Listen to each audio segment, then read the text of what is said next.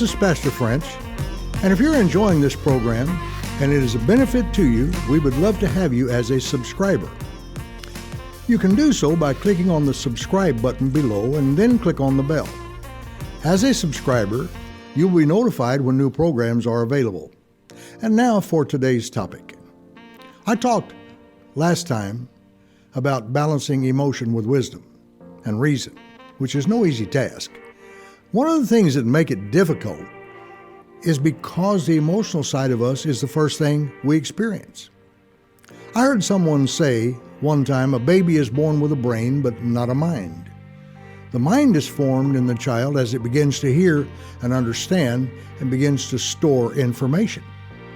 Therefore, when a baby is born, it has no wisdom or reason because the mind has not developed in the child. However, it has plenty of emotion. It only knows what it feels and will react in different ways to get the attention of the parent to tend to its needs. The greatest mistake in raising children, in my opinion, is not teaching them how to reason and use wisdom. I see it all the time. Children screaming and crying and throwing a fit just to get their way, and their actions being tolerated by their parents. Then we are amazed that the child continues in the behavior even when they are growing into adulthood. Of course, they do it in more subtle ways, but it is coming from the same source, the emotions. We look at them and say things like how immature they are, why don't they grow up, and so forth. Maturity isn't the problem.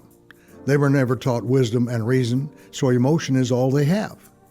They were never disciplined, therefore they know no other way to deport themselves. By discipline, I do not mean what it has come to mean in this day and time, especially in America. We don't even understand the meaning of the word anymore. It doesn't mean some sort of corporal punishment or timeout or standing in a corner. It is not the taking away of a privilege or anything of that sort. Let's look at the definition of the word. According to Webster's dictionary, the first definition given is this: as a noun, education, instruction, cultivation, and improvement, comprehending instruction in arts, sciences, correct sentiments, morals and manners, and due subordination to authority. As a verb, to instruct or educate, to inform the mind, to prepare by instructing in correct principles and habits, as to discipline youth for a profession or for future usefulness, to advance and prepare by instruction. These are the first definitions for the word, and yet today it is seen only as a punishment. This is why we call martial arts a discipline and subjects like math as well. These are things we are instructed in. Solomon said, train up a child in the way he would go. Even when he is old, he will not depart from it. That's Proverbs 22:6. Sadly, most parents leave instruction in the hands of others rather than taking the time to do it themselves.